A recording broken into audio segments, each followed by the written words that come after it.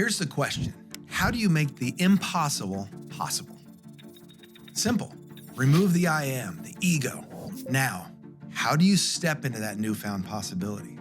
With a series of small intentional steps. Never forget, the greatest among us started from humble beginnings.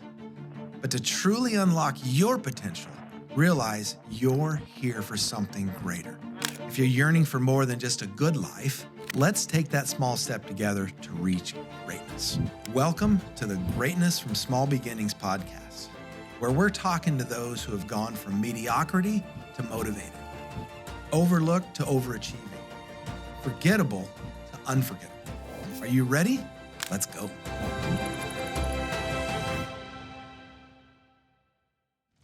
I've been anticipating this moment for a couple of years. This moment where I sit in front of a camera, this camera, and record the podcast that puts some of my message and other people's message out there. Looking forward to this.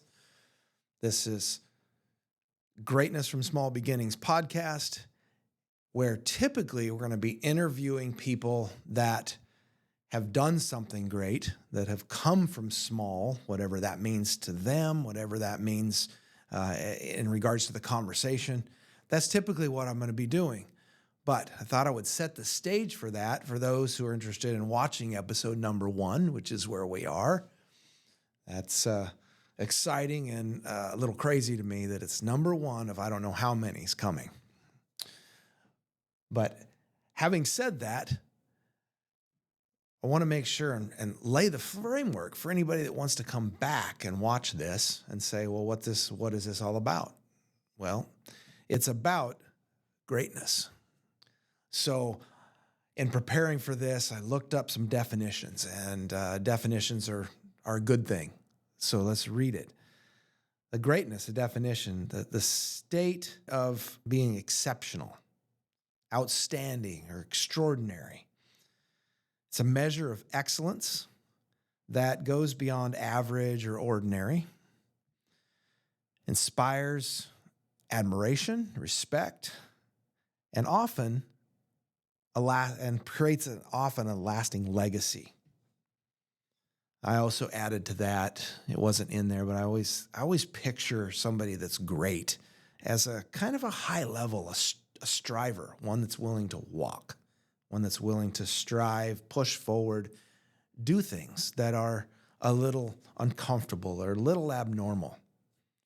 I have some people around me that are great because they're really hard workers. They really are intentional. And I love that about them. And I would consider them great. So here's the framework in my mind of this greatness. We're created from the mind of God. Now, we can get into the semantics of what that looks like, the verbiage of how we were created.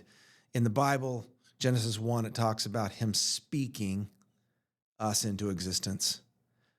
But anytime we speak something, it comes from somewhere. It comes from somewhere else. And in his unlimited, it's a limiting thing to even say in his world, in his realm, his mind, it knows so much, it's omniscient, it thought of us. It thought of us, his people, his children, his humans, and of course it thought of the whole world too, which is intricately put together. So we were created from the mind of God. Let's just go with that. And then how do we consider God in this equation? Well, I've heard some people say, and I can think of the person in my mind, and it just makes me smile when I think of him. He always likes to be a little sarcastic about things, and he leans forward and he says, yeah, but the King of Kings sees it this way.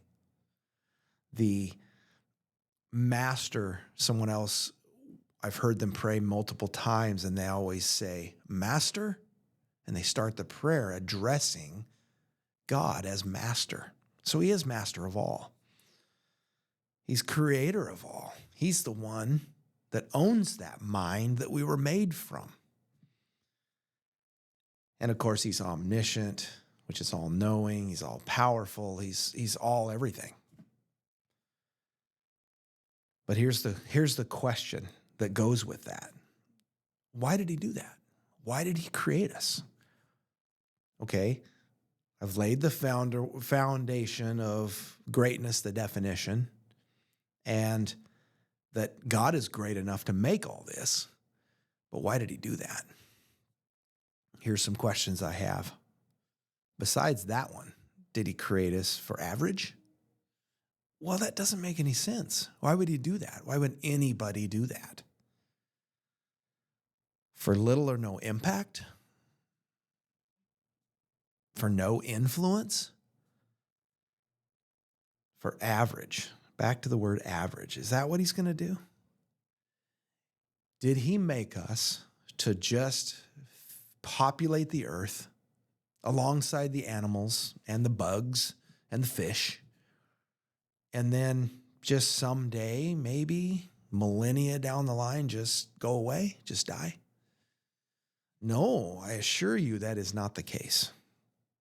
And I say no to every one of those questions. He did not create you or I for average.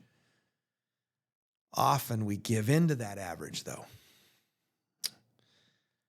As I was thinking about this time talking about greatness, of course, I thought of people. And I got online and I just did a quick search. And here's some names that you'll recognize who are people that came from small beginnings and became great.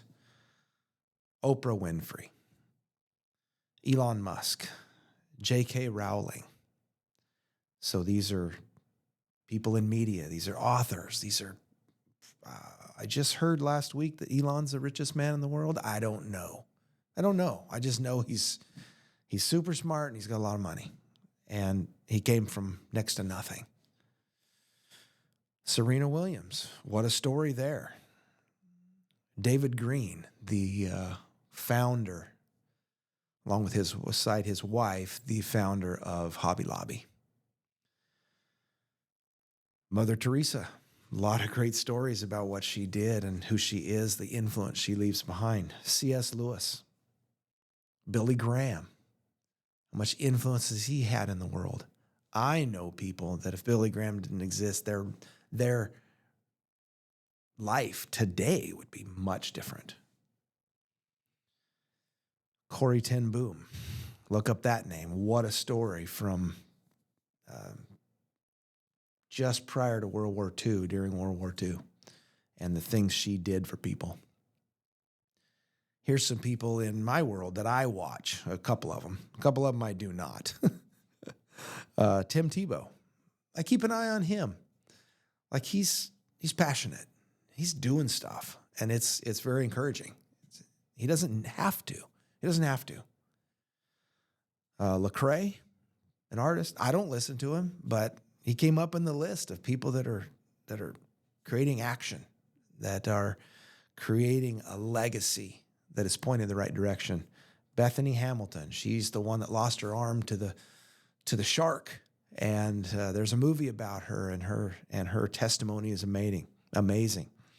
Thinking about the Robertson family, Duck Dynasty, Sadie Robertson, she's very all over the place like nowadays, and yet she's doing a good job of holding ground for the sake of kingdom work, for the sake of things greater. I'm going to mess up this guy's last name, Nick Vujicic. Don't know if that's spelled right. He's the guy, the motivational speaker with no arms and no legs, and he literally forces himself around stage and talks. He's got one thing. He's got his mouth. Well, he's got his mind too. But he's got a heart that's amazing. He's passionate. And that's a great reflection on he was put on earth to do something great, and he doesn't need arms and legs to do it. It's incredible. Priscilla Shearer, I think is how you say her name. She's a Christian black woman that just preaches the truth, digs into deep subjects, hard subjects abuse, homosexuality, and she's cutting edge, and yet she goes to the Bible, the Creator, and asks what he thinks about these things, and then discovers them, and then puts it out there. She's pretty unabashedly prophetic, I guess you can say. She tells the truth. Another one would be Francis Chan. He's a writer, an author, he's a pastor, and he's just what I call a truth giver. So that's some names. That's to put it in context. And where do we fit with those people? So I can discover that as we look through the next thing. So what do all these people have in common? And then what do I and you have in common with them? So what do they have in common with each other? Well, I think everybody on that list, would admit that they're imperfect. They're flawed. They got a ways to go. They are imperfect, maybe socially or relationally, or they get distracted, or just there's a long list of things that would make them think of themselves as flawed or imperfect, but they all have that in common. They're tenacious. So they can take a lot of pain. So here's a story from my past. About 2.5 years ago, I was standing, I'm in, my company is in the asphalt business, and I was standing on this guy's driveway. I had done some work for them, talking about doing more. And we were working for the builder, but this was the guy that was buying the house. He owned the house. And we were just standing there talking, and I told him, yeah, I've been in the business at that time. I think it was 37 years. He had been in business about 25 years. And he said, man, 37 years, you got to be pretty good at this. And I admitted to him, I said, no, I'm not natural at this. This does not come easy for me, this whole business thing.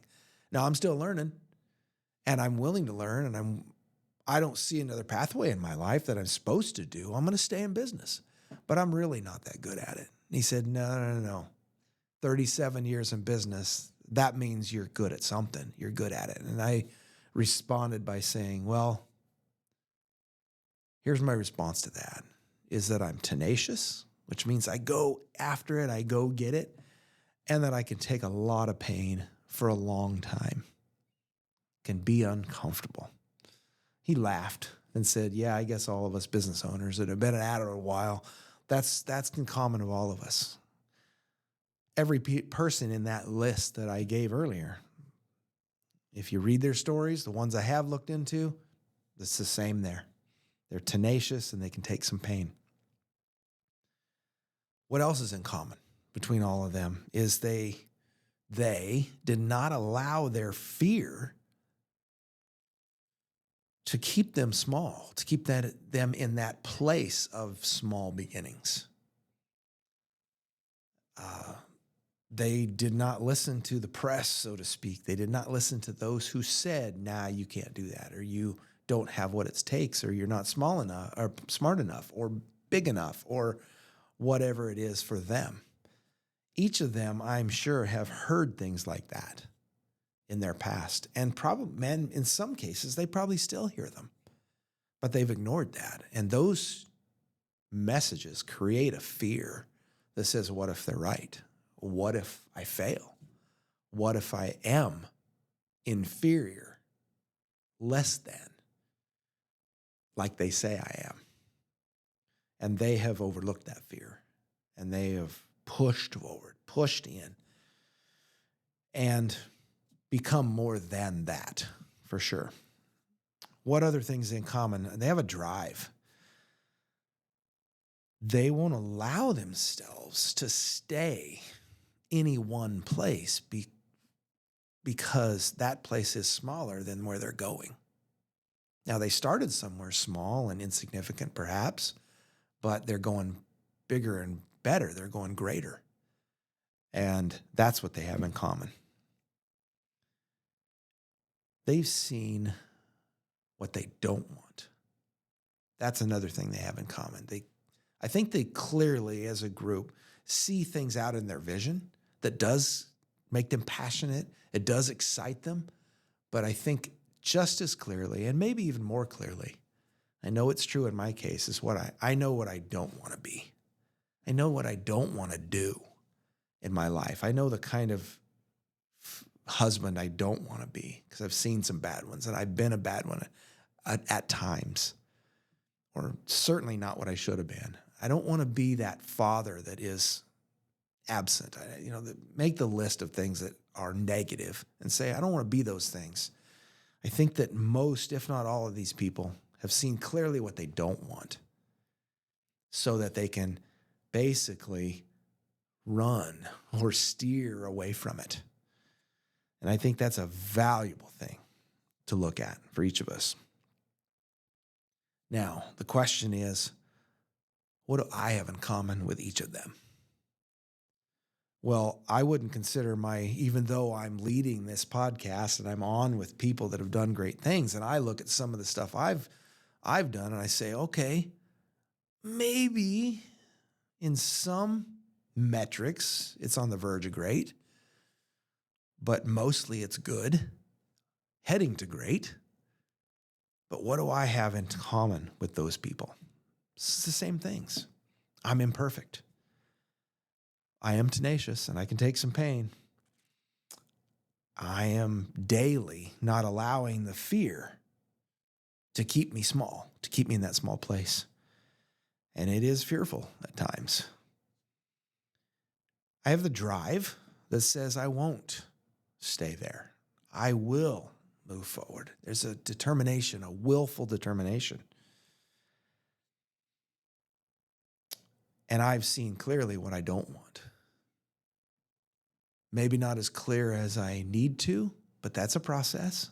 I'll see what I don't want in others' examples. Maybe it's my parents. Maybe it's other business owners. Maybe it's in the people in my own business that I am close to and say, yeah, I don't want to do that. I don't want to be that. I have that in common with these people. So as I look at my personal journey, let me turn it more my direction now. The things that I'm considering in my life as the way I've been putting it lately is my highest and greatest. There are things in my life right now that I say, okay, it's standing in the way of me getting to my highest and greatest, and yet I believe it's part of the process. If it isn't, then I need to gradually or suddenly, in some cases, X that out of my life, just take it out. But often it's gradual because it is part of my process. There's things I'm doing within my company, at my job, that one example, I've already hired one piece of it out twice, and both times it's failed. Had two people come in, thought they were the right fit, and they weren't. They had to move on. And it was frustrating. So now I'm back for the third time in that position, and I'm trying to live above my own standard, my own capacity. The reason I'm hiring for it is because I think there's people out there who can do it better than me and literally ignite that part of my company in a way that I couldn't. That's why I'm hiring for it. Not because I'm lazy, not because I don't want the job. I don't want the position. It's not that I don't want the work. I don't want the position, because my desire, I know that I'm a 70%er. I need a 95 plus in the position. And so what I see out in my future is greatness. And some of the things today are part of my process of getting there. If I can live in or above my capacity for a long period of time, then I'm practicing. I'm practicing that greatness, because the people around me and the people are in this world that are great, that have done amazing things, they often had to trust others. They often had to trust God. They had to consider the fact that the King of Kings made them, and he's put this on them on this track, and it's nerve-wracking and it's fearful and it's hard, and yet they kept going. And that's what we all need to do. But the things that I think I bring to the table is, well, let me give you some examples of things that I don't bring to the table. I'm not necessarily a motivational speaker. Now, when I sit one-on-one with somebody, I can often motivate, but I'm not a motivational speaker. Now, I've gotten up in front of a few audiences and I've talked about things that I'm passionate about, and I've heard several comments back that said, that was really good. I've never heard it said like that, which I appreciated. I really did. But by nature, I'm not a motivational speaker. That's not going to be my career. That's not what brings me to my greatness. It may be part of it, and I need to practice, if it is, to do a better job. But it's not my main thing. I'm not an influencer like these social media influencers and all of that. I don't think I look great on camera. Now I'm somewhat comfortable because I've done it a lot. I've done a devotional that's, day almost 400, right? I don't remember the number, but it's near 400. And so that's been over a year and a half. I've been doing a daily devotional where I just read some scripture, give a little anecdotal example, but mostly I let the scripture speak for itself. And then at the end of it, I say, now let's get to work, because we have work to do. But I'm not necessarily an influencer, although I do have influence. Those are relational with me, my friends, my family, my grandkids, my kids, of course. I do have influence, and I need to treat it kindly. I need to do a good job of using it, but I'm not this social influencer type. Maybe if the Lord chooses, I'm game. I'm game for anything he wants that gets me to my highest and greatest, and he has yet to reveal it all to me. So maybe. Again, I mentioned motivational speaker. Well, I'm not necessarily a professional speaker either. I've taught some courses. I've teaching some classes. I've done video. I'm in the process right now of considering what videos I can do to teach some coursework that I have in regards to business processes and systems and these kinds of things. But I'm not a professional speaker. I'm not a life coach either. A life coach will sit down with you, and their job is to pull out of you things you may already know. I don't mind doing that. I actually enjoy doing that. But it needs to be more one-on-one or with a few people. But I'm not necessarily what you would call a life coach. Some of those golden nuggets come out of me, and I say by the grace of God only, but they come out of me into the other person, and that's a blessing to be able to do that, to coach someone in their life. I had a lot of life experience, and I do like using it. But what do I bring to the table? Well, and I hesitated for years sharing this number, but for 33 and a half years, I've read scripture every day of my life. With the exception of about 100, give or take 100 days in that 33 and a half years. Now, someday in a future episode, I'll get into that story and tell what that was about, but it came from a desperation that I needed wisdom. I needed understanding beyond myself. I needed a higher mindset that just wasn't about doing great things. It was about surviving. That's what I needed. So what I've learned to do over 33 and a half years of spending at very least a few minutes in scripture every day, and then up to an hour or two in some days, which is more unusual probably. But every day I've been in there, I've been looking, I've been learning, I've been acquiring wisdom. I can take those scriptures and I can apply to literally every life situation. And I say every, I don't use that word lightly. I'd say God's principles talk about every life situation. Now, do the specifics of it? Maybe not.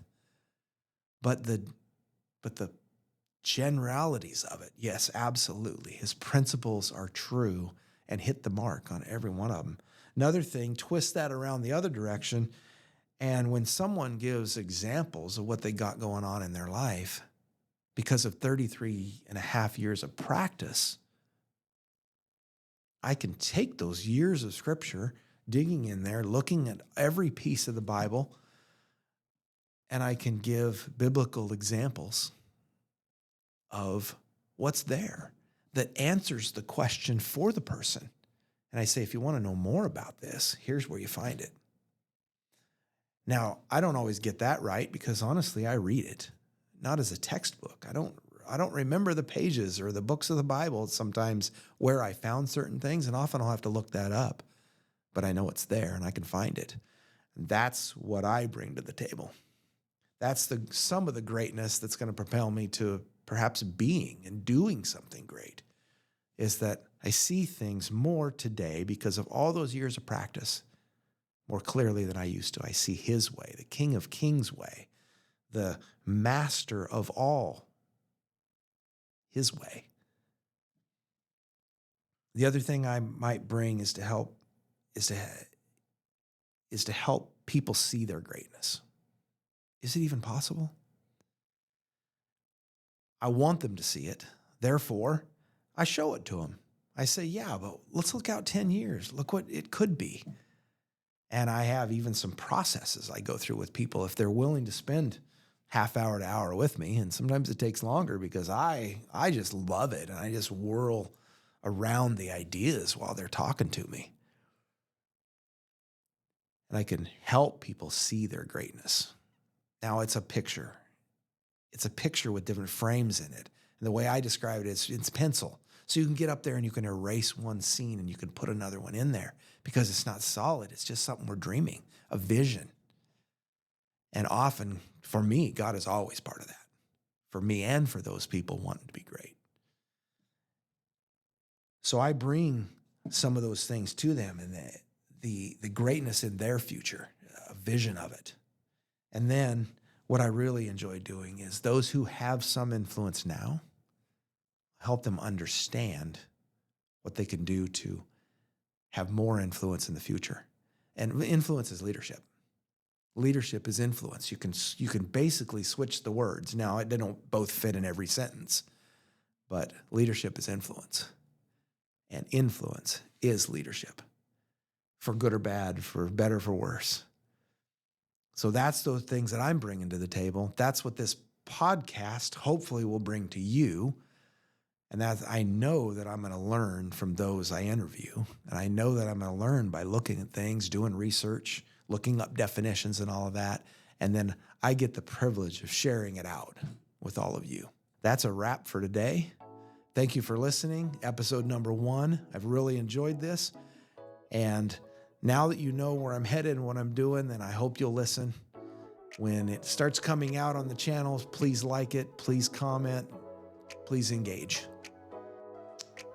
That's it for today.